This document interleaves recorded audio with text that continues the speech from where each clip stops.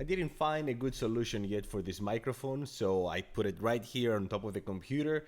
Let's see if this works better because I know you like to hear my radio voice.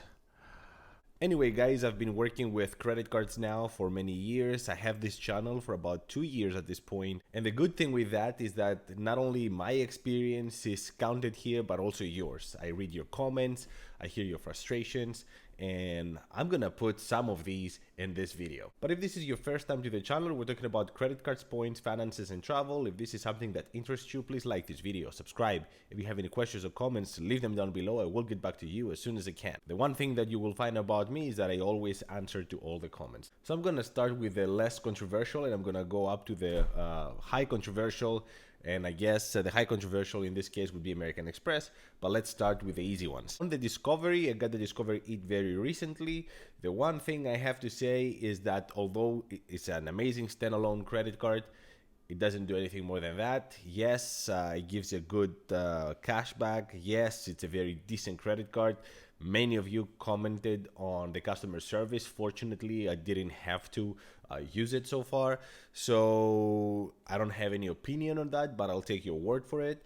But Discovery, I wish it had more products. It had more excitement, travel partners, get into the game better. As much as I like my Discovery card, I'm not using it nearly as much as I use Chase credit cards, for example. Bank of America. On Bank of America, I hear many of you and many YouTubers that I respect and love talking about their credit cards. The one thing that really pisses me off is that they work well only when you have accounts with them and you have a lot of money. The more money you put into your Bank of America accounts, or you have your retirement plans, whatever, the better they work. But why would I go to Bank of America? Like that would only be the cherry on the top of my pie if I already had a working relationship with them.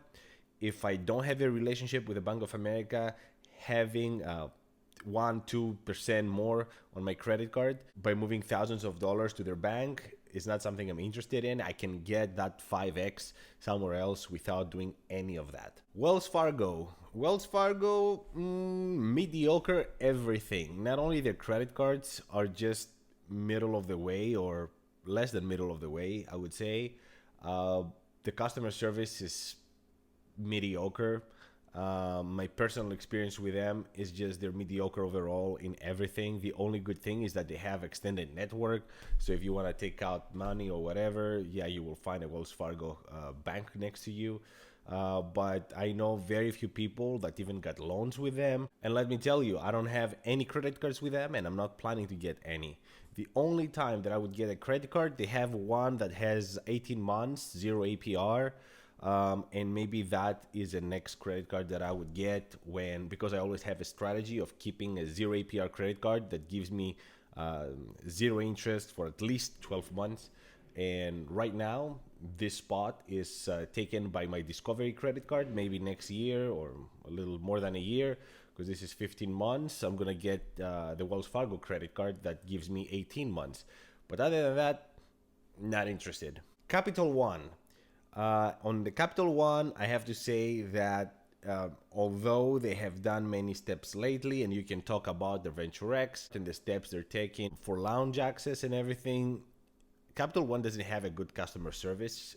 That's my personal experience, and friends of this channel have made videos about it. So I'm not gonna go into deep detail, but I can tell you this much: they're inflexible. Back in the day when I had my Quicksilver credit card, I had the version that had $35 or $45 annual fee. I was trying to change products with the one that doesn't have annual fee. I was trying to keep that credit card.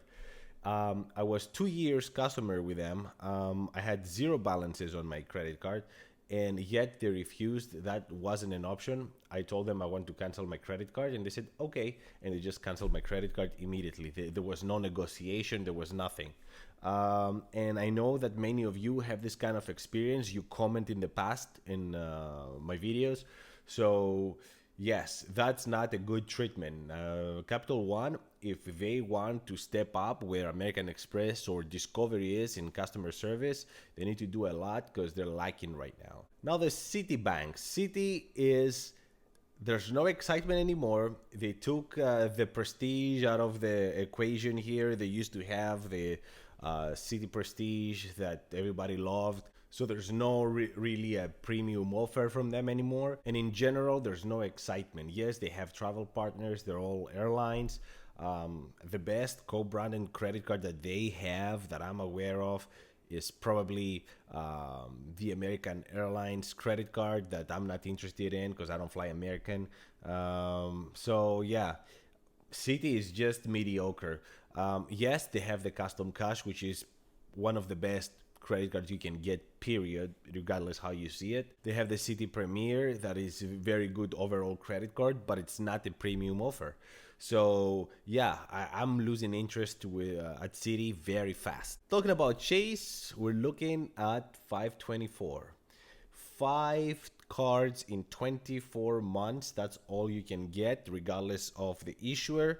And if you have any more than that, they will not approve you for anything else. And this is terrible because Chase has amazing credit cards, it has amazing offerings. Yes, they're lacking a little bit on the premium side now because the reserve is a little dated, if you ask me, especially with the Venture X coming to the game. But yeah, they have amazing credit cards.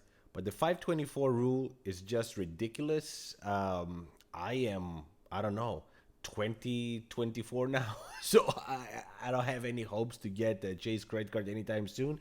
And the problem is that there's so many good offers from other banks right now that I'm questioning if I should really not go for those offers just to be able to get a Chase credit card again. I am using Chase credit cards on a daily basis, but should I stop getting other, like the Venture X? Should I not get a Venture X? Should I not get a Hilton Aspire for the next 2 years in order for me to get a Chase credit card? I think not. I think not. But let me know what you think. Last but not least, American Express. What can I say first? Let's start with the once in a lifetime bonus. Like, this is ridiculous. A lifetime is a long time. If I get one credit card and then I know that's it, you can always get it back. If you cancel it, you can always get it back, but they won't give you a sign-up bonus. This is ridiculous, if you ask me. There's customers that are loyalists, American Express loyalists, and I'm sure they would love to get a second bonus at some point because most people are not like you and me. They're not trying to get sign-up bonuses. They're not travel addicts.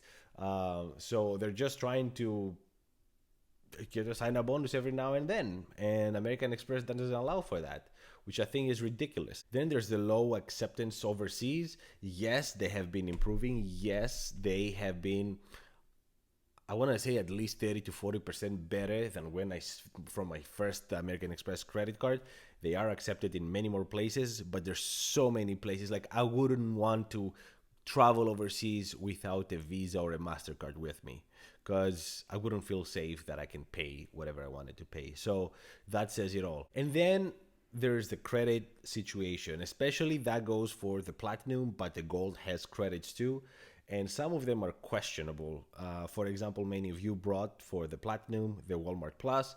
You say this is a luxury credit card. Yes, you have in the same line of credits, Equinox and Lounge Access with Walmart Plus. It sounds ridiculous, and it is. It's still a benefit. I mean, I take advantage of it. I also get Paramount Plus because of the Walmart Plus. So I get value of it every month. But could I live without it? Yes, because it's not a big deal. Is it there? Yes. But this is the situation with the credits. The gold is just one of the same. They have Uber credit, they have food credit, but then the food credit is for specific restaurants. It's $10 a month. How are you going to use that? I mean, this is US. $10 a month is really one meal, and it's not even covering the tip of the waiter. So, especially on the restaurants that these credits apply to. So yeah, I don't know what to say about their credit policy. I don't know what to say about the once in a lifetime bonus or the acceptance. These are the most annoying things for me on American Express. And this is my comprehensive list of my annoying things on credit cards. Let me know if you have to add any more. Thank you so much for watching. Until the next one, ciao.